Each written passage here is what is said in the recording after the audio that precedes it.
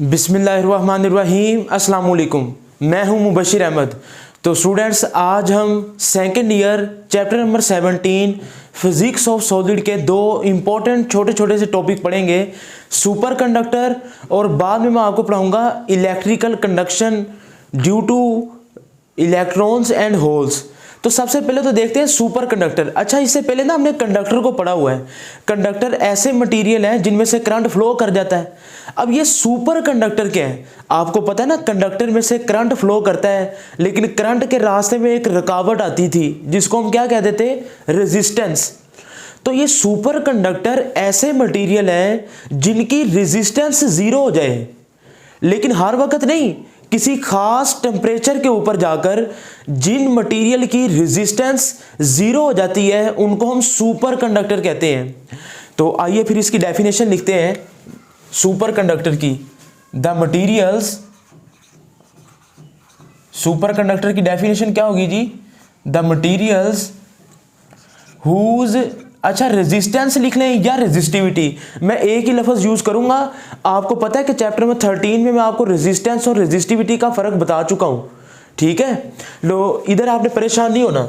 The materials whose resistivity या resistance become zero, whose resistivity become zero below a certain temperature, below a certain temperature, तो ऐसे material को हम super conductor कहते हैं। अच्छा, ये बड़ी हैरानगी वाली बात है। वैसे तो आपको याद है हमने चैप्टर नंबर 13 में पढ़ा था कि रेजिस्टेंस या रेजिस्टिविटी का टेम्परेचर के साथ डायरेक्ट रिलेशन है। अब बच्चे इधर बड़ा सुनकर हैरान होते हैं। बच्चे कहते हैं सर, अगर टेम्परेचर बढ़ेगा तो रेजिस्टेंस भी बढ़ेगी। अब आपको पता है ना रेजिस्टेंस क्या होती है? मैं उम्मीद करता हूं कि आपने 13 चैप्टर के लेक्चर सुने और वो आपको सारा बेसिक कॉन्सेप्ट है। रेजिस्टेंस कहते हैं जब किसी लैटिस के अंदर एटम्स वाइब्रेट करते हैं ना, तो इलेक्ट्रॉन के गुजरने में जब वो कोलाइड करते हैं, जब इलेक्ट्रॉन एटम के साथ कोलाइड करते हैं तो रुकावट पैदा करते हैं। अब जितना ज्यादा टेम्परेचर होगा, कुलियन उतनी ज्यादा होगी, रेजिस्टेंस उतनी ज्यादा होगी। अब रेजिस्टेंस का टेम्परेचर के साथ डायरेक्ट ताल्लुक है। इसका मतलब टेम्परेचर बढ़ाएंगे रेजिस्टेंस बढ़ेगी, टेम्परेचर कम करेंगे रेजिस्टेंस कम होगी। अब ये सुपर कंडक्टर ऐसे मटेरियल हैं जिनकी रेजिस्टेंस जीरो हो जाती है। अब देखने में हक तो फिर यही बनता है ना, रेजिस्टेंस जीरो हो जाए, इसका मतलब फिर टेम्परेचर भी जीरो होना चाहिए, लेकिन ऐसा होता नहीं है। अभी टेम्परेचर जीरो नहीं होता, जीरो से थोड़ा सा ऊपर ही होता है कि रेजिस्टिविटी या रेजिस्टेंस सडनली अचानक से जीरो हो जाती है।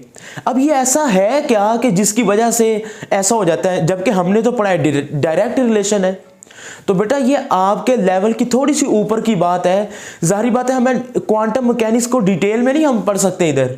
तो फिलहाल आप इधर थोड़ा सा तहम्मुल से यही याद रखें कि रेजिस्टेंस और रेजिस्टिविटी का टेम्परेचर के साथ डायरेक्ट रिलेशन है।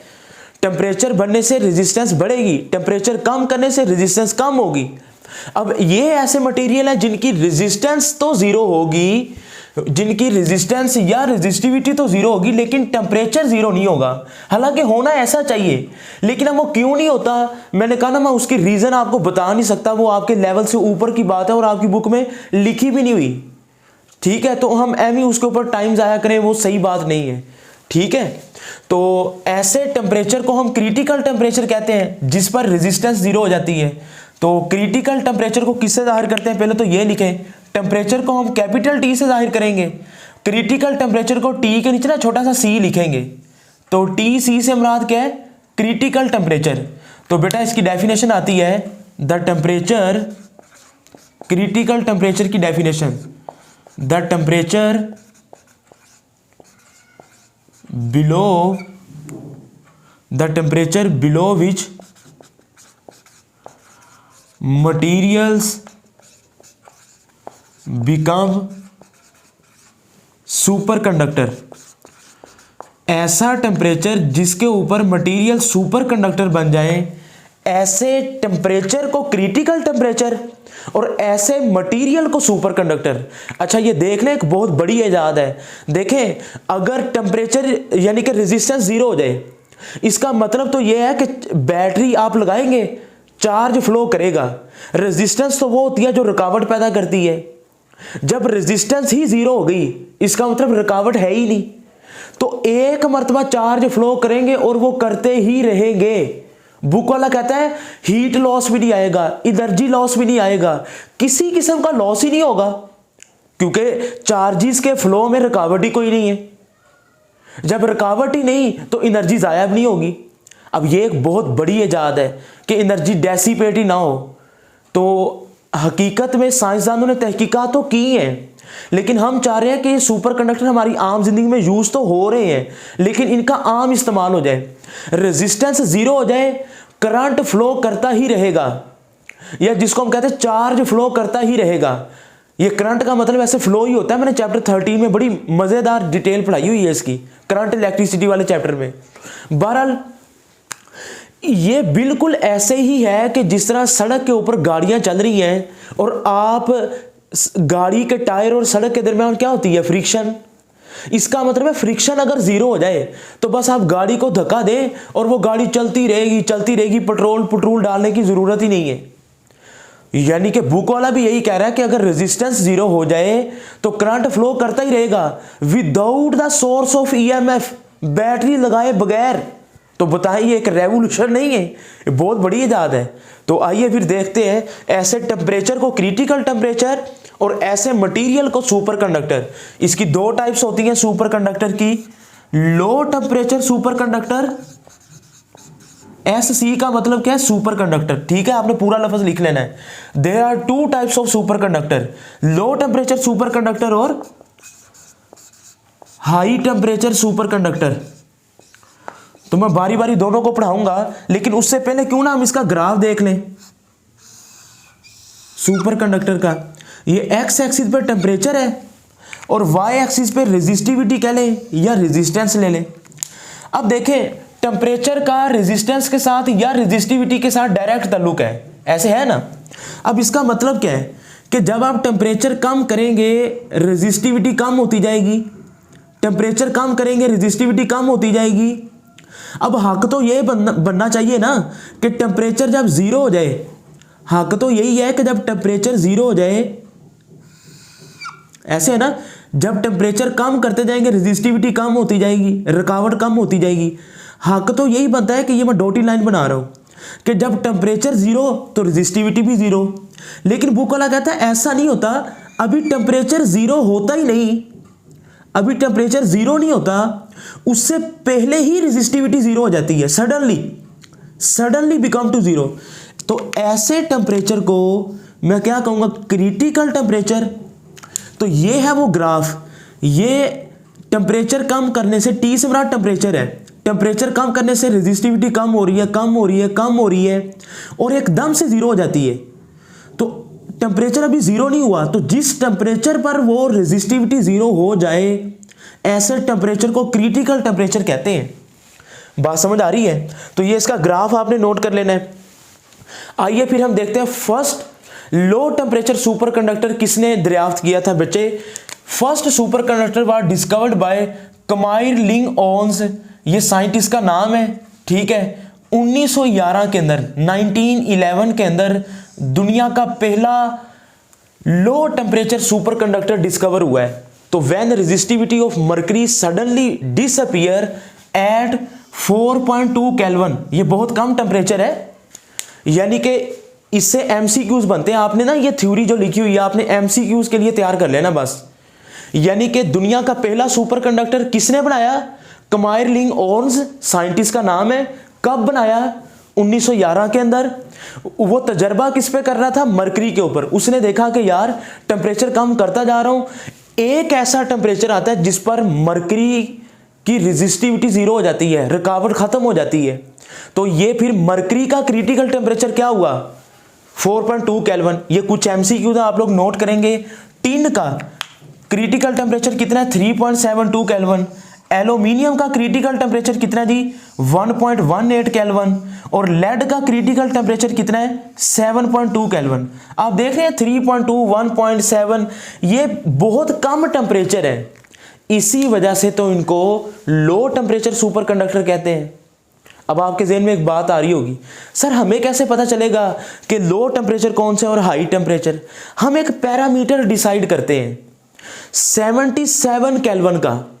ऐसे मटेरियल जिनका टेम्परेचर 77 केल्विन से कम होगा वो लो टेम्परेचर सुपर कंडक्टर होंगे, और जिनका टेम्परेचर 77 केल्विन से ज्यादा होगा वो हाई टेम्परेचर। अब 77 केल्विन एक हमारा बैरियर है, ये एक हमने एक पॉइंट सेट किया है, जिससे कम टेम्परेचर होगा तो वो लो की कैटेगरी में आएगा और जिससे ज्यादा होगा तो वो हाई की कैटेगरी में आएगा। अब 77 केल्विन क्या चीज है? This is the boiling point of liquid nitrogen, और ये पेपर में एमसीक्यूज आता है। तो आइए फिर हम देखते हैं हाई टेम्परेचर सुपर कंडक्टर क्या होते हैं। द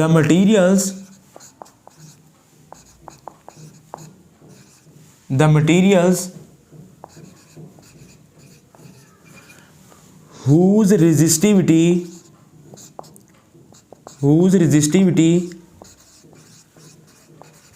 becomes zero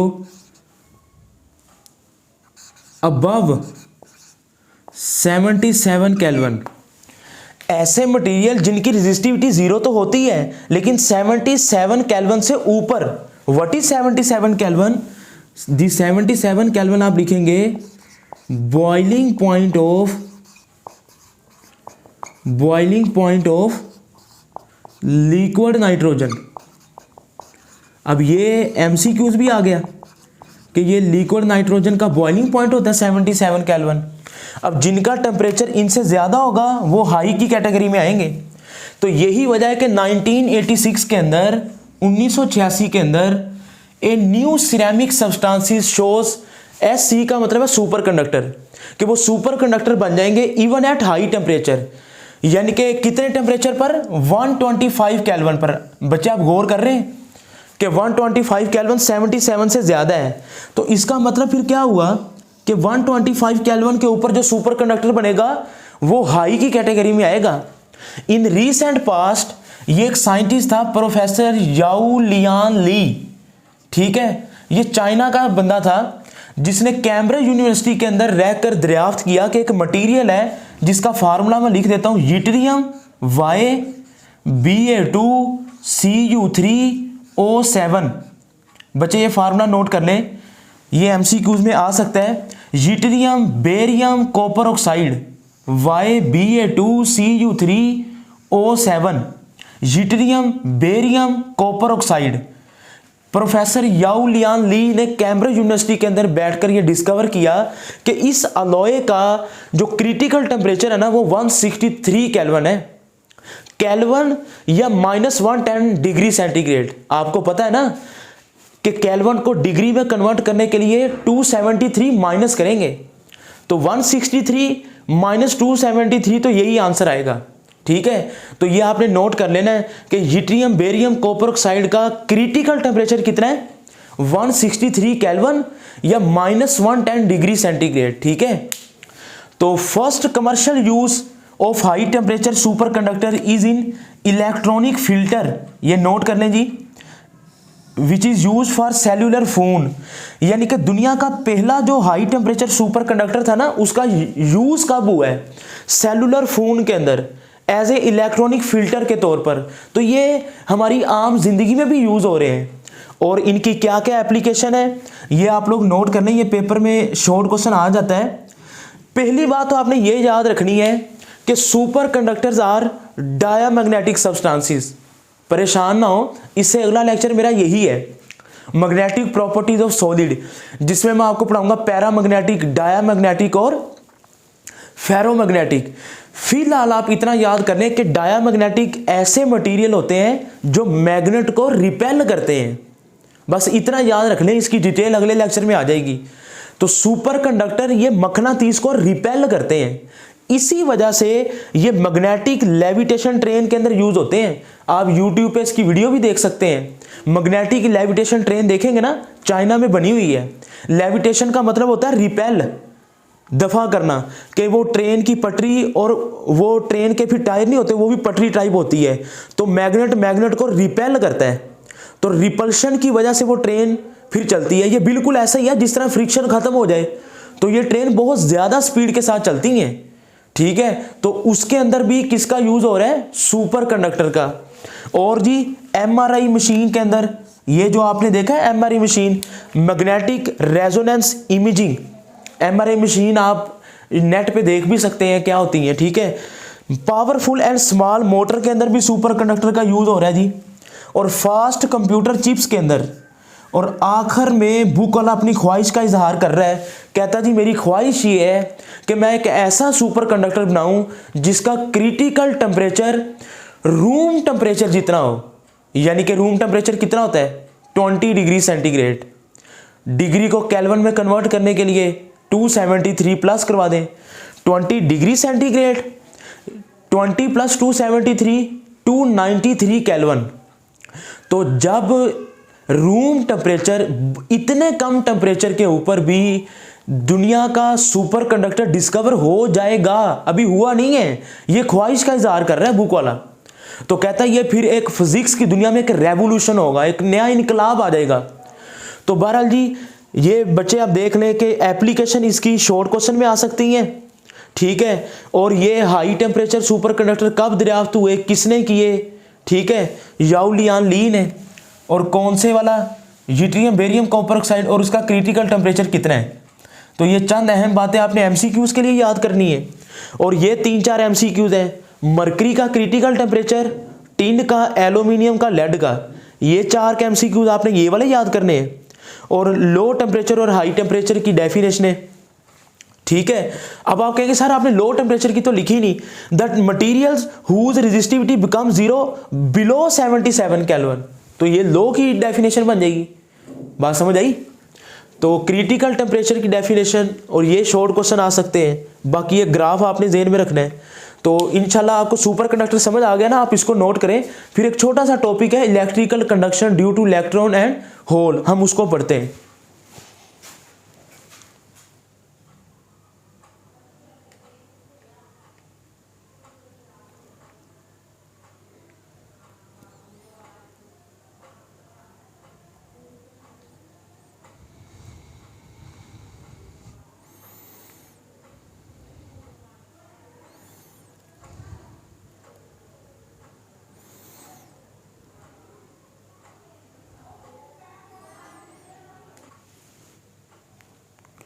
तो जी बेटा अब हम पढ़ेंगे electrical conduction bye electrons and holes. जरा आप देखें जी, बहुत सिंपल सा आर्टिकल है। ये एटम का सेंट्रल पार्ट है न्यूक्लियस, और आपको पता है न्यूक्लियस के इर्द गिर्द क्या रिवॉल्व करते हैं, इलेक्ट्रॉन। तो ये जो सेंट्रल पार्ट आपको न्यूक्लियस दिखाया गया है, और ये साइड पे आपको इलेक्ट्रॉन दिखाए गए हैं। एक एटम नहीं है, ये काफ़ी सारे एटम हैं, ठीक है। तो ये आपको 2, 4, 6, 8 इसके इलेक्ट्रॉन दिखाए गए हैं, 2 ये इसके साथ शेयरिंग करेंगे, 4, 6, 8। तो ये जो आपको साइड पे डॉट्स नज़र आ रहे हैं, ये बेसिकली इलेक्ट्रॉन को शो कर रहे हैं। ये डॉट्स किसको शो कर रहे हैं जी, इलेक्ट्रॉन को, ठीक हो गया। तो ये मैं डॉट्स बना रहा हूँ, ये इलेक्ट्रॉन को शो कर रहे हैं, ये डिज़ाइन नहीं है, ठीक है। अच्छा जी, अब जरा आप एक चीज़ पे फोकस कर लें, किसी एक एटम के स्ट्रक्चर को आप देख लें। इलेक्ट्रिकल कंडक्शन का मतलब क्या, गुजरना, कि जो करंट गुजरता है वो 2 चीज़ों की वजह से गुजरता है, इलेक्ट्रॉन की वजह से और होल्स की वजह से। असल में मूव इलेक्ट्रॉन ही करते हैं, होल मूव नहीं करते। बात समझ आई। जब इलेक्ट्रॉन जहां से निकल जाता है तो पीछे होल क्रिएट हो जाता है। तो बच्चे जरा एक चीज़ पे आप लोग फोकस करेंगे ना, ये जो आपको एक एटम का एक स्ट्रक्चर नजर आ रहा है, अब जरा देखें इसके वैलेंस शेल में कितने इलेक्ट्रॉन है, 8, 2, ये जो एक कोवलेंट बॉन्ड बना रहे हैं ना 2, ठीक है, ये कोवलेंट बॉन्ड बनाएंगे 2, 4, 6 और 8। और आपको पता है एक एटम के वैलेंस शेल में कितने इलेक्ट्रॉन हो गए, 8 इलेक्ट्रॉन, 8 इलेक्ट्रॉन्स। तो ये किस रूल को फॉलो करेगा जी, 8 इलेक्ट्रॉन हो तो ऑक्टेट रूल को आपको पता है कि इससे पिछले वाले लेक्चर में मैं सारा समझा चुका हूँ आपको। Intrinsic semiconductor, extrinsic semiconductor, N type, P type, उसमें ये सारी चीज़ें हमने पढ़ी हैं। तो जब किसी एटम्स के वैलेंस शेल में 8 इलेक्ट्रॉन हो तो वो ऑक्टेट रूल को फॉलो करता है। और ये आपने केमिस्ट्री में पढ़ा होगा, कोई भी एटम जिसके वैलेंस शेल में या तो 2 इलेक्ट्रॉन हो तो वो ड्यूप्लेट रूल को फॉलो करेगा, जिसके वैलेंस शेल में 8 इलेक्ट्रॉन हो तो वो ऑक्टेट रूल को फॉलो करेगा। अगर कोई एटम ड्यूप्लेट रूल या ऑक्टेट रूल को फॉलो करे तो हम कहते हैं ये एटम स्टेबल है। तो इस वक्त तो ये अपनी स्टेबल हालत में है, 8 इलेक्ट्रॉन है, ऑक्टेट रूल को फॉलो कर रहा है। कोवलेंट बॉन्ड कितने हैं जी? 4 सिंगल कोवलेंट बॉन्ड, तो 4 कोवलेंट बॉन्ड है। अब होता पता क्या है, अब इस सूरत में तो ये करंट पास ही नहीं करेगा क्योंकि इलेक्ट्रॉन के साथ इलेक्ट्रॉन तो जुड़ा हुआ है कोवलेंट बॉन्ड की शक्ल में। हमने कोवलेंट बॉन्ड को ब्रेक करना है, तोड़ना है। कैसे होगा? जब आप इसको हीट करेंगे, गर्म करेंगे, टेम्परेचर देंगे। तो मैं क्या लिखूंगा? At room temperature even 20 degree centigrade covalent bond breaks, covalent bond breaks टूट जाता है due to thermal kinetic energy. Heat की वजह से ना टेम्परेचर जब 20 डिग्री सेंटीग्रेड तक ही जाता है तो ये कोवलेंट बॉन्ड टूटने शुरू हो जाते हैं। जब कोवलेंट बॉन्ड टूटेगा तो इलेक्ट्रॉन फ्रीली मूव करेंगे। तो इसी इलेक्ट्रॉन के मोशन की वजह से ही तो करंट फ्लो करता है। अब वो इलेक्ट्रॉन मूव कैसे करते हैं? तो मैकेनिज्म ऑफ कंडक्शन आपकी बुक वाले ने एक अलग डायग्राम के अंदर दिखाया है। तो ये फर्स्ट पैराग्राफ की थ्योरी मैंने लिख दी है। अब दूसरे जरा पैराग्राफ पे आए। बुक वाला कहता है जी ये आपको सिलिकॉन या जर्मीनियम की आप समझ लें एक रो है। ये 4 रोज हैं बेटा, A, B, C और D। ठीक हो गया। अब जरा देखें, ये है आपके पास इलेक्ट्रॉन, ये जो डॉट आपको दिखाए गए हैं ना, ये इलेक्ट्रॉन है। तो ये मैंने सारे इलेक्ट्रॉन बना दिए। अब होता क्या है, जब कोवलेंट बॉन्ड टूटेगा इलेक्ट्रॉन मूव करेंगे। जब ये इलेक्ट्रॉन यहां से निकलेगा तो पीछे क्या क्रिएट हो जाएगा? होल। और आपको पता है ना होल के ऊपर कौन सा चार्ज होता है? पॉजिटिव। अब होल के ऊपर पॉजिटिव चार्ज है, इलेक्ट्रॉन के ऊपर नेगेटिव चार्ज है। तो ये साथ वाली रो से ये पॉजिटिव चार्ज इस इलेक्ट्रॉन को अपनी तरफ अट्रैक्ट करेगा, जिसकी वजह से जब ये इलेक्ट्रॉन निकलेगा तो पॉइंट, ये जो बी वाली रो है इसके अंदर एक होल क्रिएट हो जाएगा। तो आपकी बुक वाले ने इधर एक होल शो किया हुआ है। तो ये जरा देखें ना, ये छोटा सा जो दायरा आपको नजर आ रहा है ये होल है। तो होल पर पॉजिटिव चार्ज होगा। अच्छा, अब देखें ये जो दूसरी लाइन में होल क्रिएट हुआ है, ये तीसरी रो से इलेक्ट्रॉन को अपनी तरफ अट्रैक्ट करेगा। तो सी के ऊपर होल क्रिएट हो जाएगा, ये एक होल क्रिएट हो गया। ठीक है, तो इधर पॉजिटिव चार्ज आ जाएगा। तो होल के ऊपर पॉजिटिव चार्ज, इलेक्ट्रॉन के ऊपर नेगेटिव। तो रो डी से वो इलेक्ट्रॉन को अट्रैक्ट करेगा, इलेक्ट्रॉन ऊपर जाएगा तो डी के ऊपर होल क्रिएट हो जाएगा। ये आप देख रहे हैं कि अगर आप गौर करें तो ये एक डायगोनल बन रहा है, जिस तरह आप मैथ में पढ़ते हैं ना डायगोनल। तो आप देख रहे हैं कि इलेक्ट्रॉन मूव कर रहा है ऊपर को। असल में मूव इलेक्ट्रॉन ही कर रहा है, होल मूव नहीं कर रहा। आपको लग रहा होगा कि जिस तरह ये देखें, ये होल इधर देखें कि ये होल ऊपर को जा रहा है, हालांकि होल नहीं ऊपर को जा रहा, जा ये इलेक्ट्रॉन ही रहा है। बात समझ आई? जिस तरह आपको याद है पिछले लेक्चर में मैंने आपको एग्जांपल दी थी कि 10 चेयर ले, उस 10 चेयर के ऊपर आप 9 बंदों को बिठा दें। तो आप 9 बंदों को कहें कि आप मूव करते जाएं एक एक चेयर। तो जब पहली चेयर खाली होगी, जब वो मूव करेंगे फिर दूसरी हो जाएगी, वो आखिर वाला बंदा इधर आ जाएगा। तो जब वो 10 चेयरों के ऊपर 9 बंदे बैठे मूव करेंगे तो आपको लगेगा कि जिस तरह चेयर भी मूव करती जा रही है, हालांकि चेयर नहीं मूव कर रही, मूव बंदे ही कर रहे हैं। बिल्कुल इसी तरह इधर मूव इलेक्ट्रॉन ही कर रहे हैं, होल मूव नहीं कर रहे। इलेक्ट्रॉन बी से ए तक जा रहा है, सी से बी तक, डी से सी तक, मूव इलेक्ट्रॉन कर रहा है। लेकिन हमें महसूस ऐसा होगा कि जिस तरह इलेक्ट्रॉन के साथ होल भी मूव कर रहा है, बिल्कुल उसी तरह जिस तरह 10 चेयर के ऊपर 9 बंदे बैठे हों तो आपको लगता ऐसा है कि चेयर भी मूव कर रही है, हालांकि हकीकत में तो ऐसा नहीं है। हकीकत में तो वो बंदे मूव कर रहे हैं। तो बिल्कुल इसी तरह इलेक्ट्रोड और होल की मोशन की वजह से करंट फ्लो करेगा। तो दो टाइप्स का करंट होगा, इलेक्ट्रॉनिक करंट और होल करंट। बात समझ आई?